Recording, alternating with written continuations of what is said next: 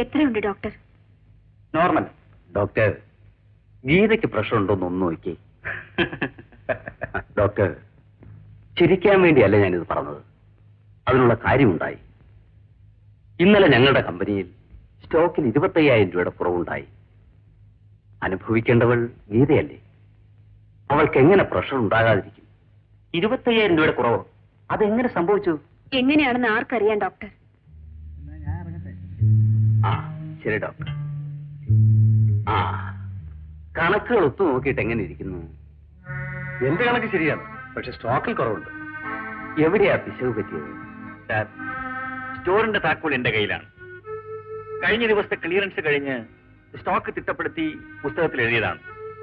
അപ്പൊ ഒരു കുഴപ്പമില്ലായിരുന്നു. പക്ഷെ സ്റ്റോക്ക് ബുക്ക് ഇപ്പൊ കാണാനില്ലല്ലോ, അതെവിടെ പോയി? ഇത്രയും കാലം സൂക്ഷിച്ചിരുന്ന സ്ഥലത്ത് തന്നെയാണ് സ്റ്റോക്ക് ബുക്ക് വെച്ചിരുന്നത്. അത് ആരെടുത്തൊന്നും എനിക്കറിയില്ല.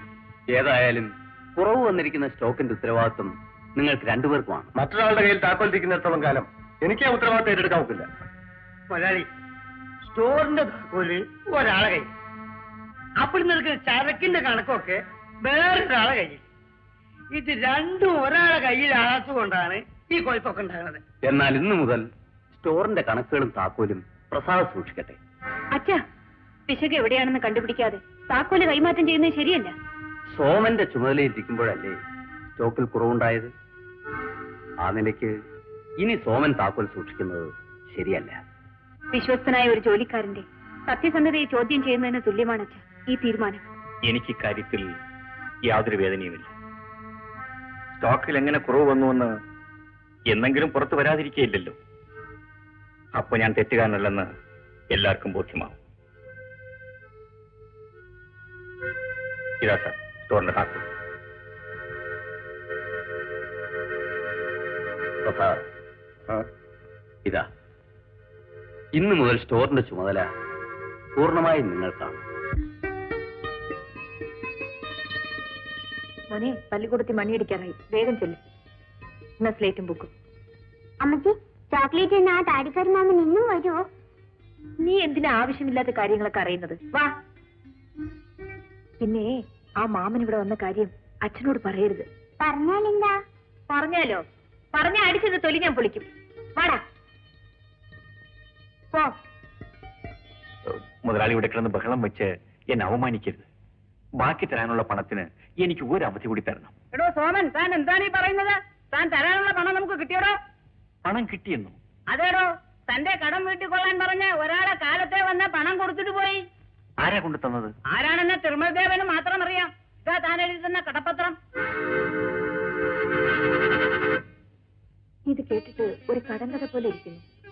ഇത്രയധികം പണം തന്ന് നമ്മളെ സഹായിച്ച ആൾ ആരായിരിക്കും? ആലോചിച്ചിട്ട് എനിക്ക് ഒരു പിടിയും കിട്ടുന്നില്ല. ഏതായാലും ഉടുപ്പ് മാറ്റിയിട്ട് കുളിക്കൂ. ആളാരാണെന്ന് എന്നെങ്കിലും അറിയാതിരിക്കോ? തന്റെ പേരെന്താ? കിട്ടു. തന്നെ എന്നെ ഞാൻ ഡിസ്മിസ് ചെയ്യും. ഡിസ്മിസ്? കാര്യം എന്താ? ഒരു ചായക്ക് വേണ്ടി എത്ര തവണ ബെല്ലടിച്ചു? തന്നെ ചെവി കേട്ടുകൂടെ മനുഷ്യ? ഓ, കേൾക്കാമല്ലോ. പിന്നെ മാനേജർ പറഞ്ഞു ഇന്ന് മുതൽ ഈ മുറിയിലേക്ക് ആഹാരം ഒന്നും കൊടുക്കണ്ട. മാനേജറെ ഞാൻ ഡിസ്മിസ് ചെയ്യും. എന്റെ പ്രഭുവേട്ടൻ ഈ ഹോട്ടലിന്റെ പാർട്ട്ണറാണ്. എന്തുവാ പാർട്ട്ണറോ? എടി കൊച്ചെ, ഭൂമിയെ ചവിട്ടി നിൽക്ക്. നിന്റെ പ്രഭു ഉണ്ടല്ലോ, ഈ ഹോട്ടലിലെ ക്യാമറ ഡാൻസുകാരികളെ സപ്ലൈ ചെയ്യുന്ന ഏജന്റാണ്. അതുകൊണ്ടല്ലേ DM പ്രഭു എന്ന് വിളിക്കുന്നത്. ഇയാൾ പറയുന്നത് സത്യമാണോ? ഇയാളുടെ പേരേ സത്യവാൻ ഇട്ടുപ്പന്നല്ലേ? ഇട്ടുപ്പേ എന്തോ താമ്പോ. ഓ, ദുഷ്ട, നിങ്ങൾ എന്നെ ചതിക്കായിരുന്നു. Very sorry. മറ്റാരെങ്കിലും ആയിരുന്നെങ്കിൽ ഈ അവസരത്തിൽ എന്നെ ചെരുപ്പൂരി അടിക്കുമായിരുന്നു. You are a nice girl. ഞാൻ നശിച്ചു. ഈശ്വരാ, എന്തിനാ പാവ ഈശ്വരനെ വിളിക്കുന്നത്? ഈ ഭാരത് ടച്ചർ ഹോട്ടലിൽ തല്ലിക്കൊന്നാൽ അദ്ദേഹം വരില്ല. മിസ്റ്റർ സോമൻ വന്നു. എന്തിനാ വിളിച്ചത്? ബീഡിക്കെട്ടുകൾ ലോഡ് ചെയ്യാതെ ലോറികൾ ഫാക്ടറിയിൽ തന്നെ കിടക്കുന്നു എന്നറിഞ്ഞു. ശരിയാണ്. സ്റ്റോറിന്റെ താക്കോൽ മിസ്റ്റർ പ്രസാദിന്റെ കയ്യിലാണ്. പ്രസാദിന്റെ ഭാര്യയ്ക്ക് സുഖമില്ലാത്തതുകൊണ്ട് അദ്ദേഹം ഇന്ന് വരുമെന്ന് തോന്നുന്നില്ല. എന്നെ ഇപ്പൊ എന്ത് ചെയ്യും? മിസ്റ്റർ സോമൻ ദയവ് ചെയ്ത് ഒന്ന് പോയി താക്കോല് വാങ്ങിച്ചുകൊണ്ട് വന്ന് ചരക്ക് കയറ്റി അയച്ചാൽ വളരെ ഉപകാരമായിരിക്കും.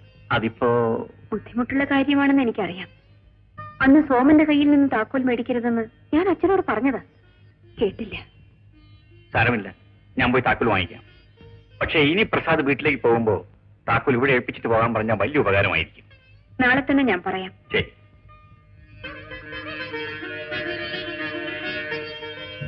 ഭാര്യയ്ക്ക് ഇന്ന് രാവിലെ അസുഖം അല്പം കൂടി. അതുകൊണ്ടാണ് ഞാൻ ഓഫീസിൽ വരാതിരുന്നത്. ഇപ്പോഴെങ്ങനെ ഇരിക്കും സാറേ? ക്യാൻസർ അല്ലേ, ചികിത്സ കൊണ്ട് വലിയ പ്രയോജനമൊന്നുമില്ല. എന്റെ മോന്റെ കാര്യം ആലോചിക്കുമ്പോഴാണ് എനിക്ക് വിഷമം. ഷാൻ മിടുക്കനായിട്ട് വരും സാറേ, നല്ല ചുണക്കുട്ടിയാ. ആട്ടെ, മുതലാളിക്ക് എങ്ങനെ ഇരിക്കുന്നു? അത് ചികിത്സയുടെ പുറത്ത് നിൽക്കല്ലേ, എപ്പോഴാ കാറ്റ് പോകുന്ന ആർക്കറിയാം. എന്നാൽ ഇന്ന് സന്ധ്യയ്ക്ക് മുമ്പ് പണിയിൽ ഞാൻ നമ്മുടെ ഡോക്ടറെ കയ്യിലെടുത്തു. അയാളല്ലേ എന്ന് ഇഞ്ചക്ഷൻ കൊടുക്കുന്നത്. ഒരു പോയിസൺ ഇഞ്ചക്ഷൻ കൊടുക്കാൻ പറഞ്ഞു. ആർക്കൊരു സംശയം തോന്നില്ല. അയ്യോ സാറേ, അയാളെ വിശ്വസിക്കാൻ കൊള്ളാമോ? കാര്യം ശരിയാക്കിയാൽ 50,000 രൂപ കൊടുക്കാമെന്ന് പറഞ്ഞിട്ടുണ്ടോ? മുതലാളി ഒന്ന് ഒതുങ്ങി കിട്ടിയാൽ നാളെ സാറിന്റെ കയ്യിലിരിക്കും Geetha beedi company.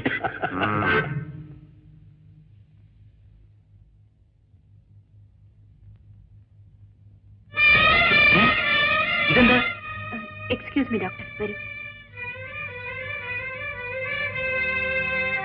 Sorry doctor, അച്ഛന് വെല്ലൂരിൽ നിന്ന് ഒരു പുതിയ മരുന്ന് കൊടുത്തയച്ചു.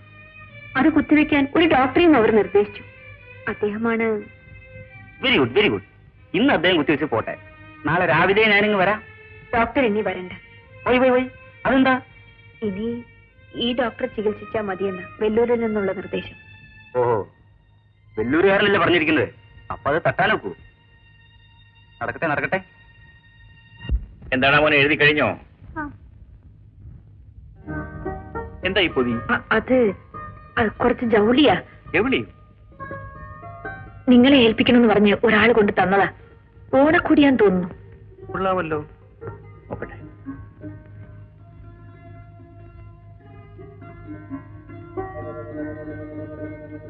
ഇതാര് കൊണ്ട് തന്നു?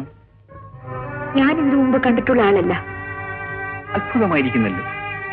ഞാൻ അറിയാതെ കടം വീട്ടി. ഇപ്പൊ ഇതാ ഓണക്കോടി കൊണ്ട് തന്നിരിക്കുന്നു. ആട്ടെ, ആളെ കണ്ടാൽ എങ്ങനെ ഇരിക്കും? ഞാൻ ശരിക്കും ശ്രദ്ധിച്ചില്ല. ഇനി വരുമെന്ന് പറഞ്ഞു? ഒന്നും പറഞ്ഞില്ല.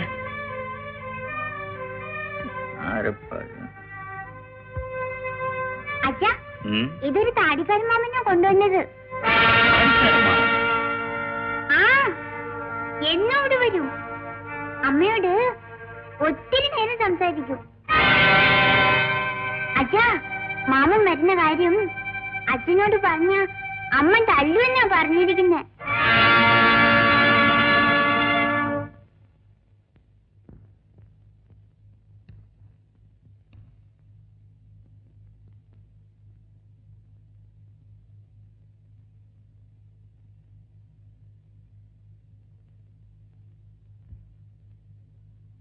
ലക്ഷ്മി,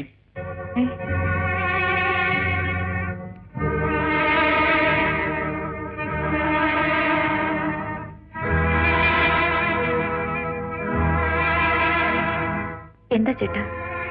ഞാനൊരു കാര്യം ചോദിച്ചാൽ സത്യം പറയുന്നു. എന്താ കാര്യം? എന്നിവിടെ വരുന്ന ആ താടിക്കാരൻ ആരാണ്? താടിക്കാരനോ? ഇതാര് പറഞ്ഞു?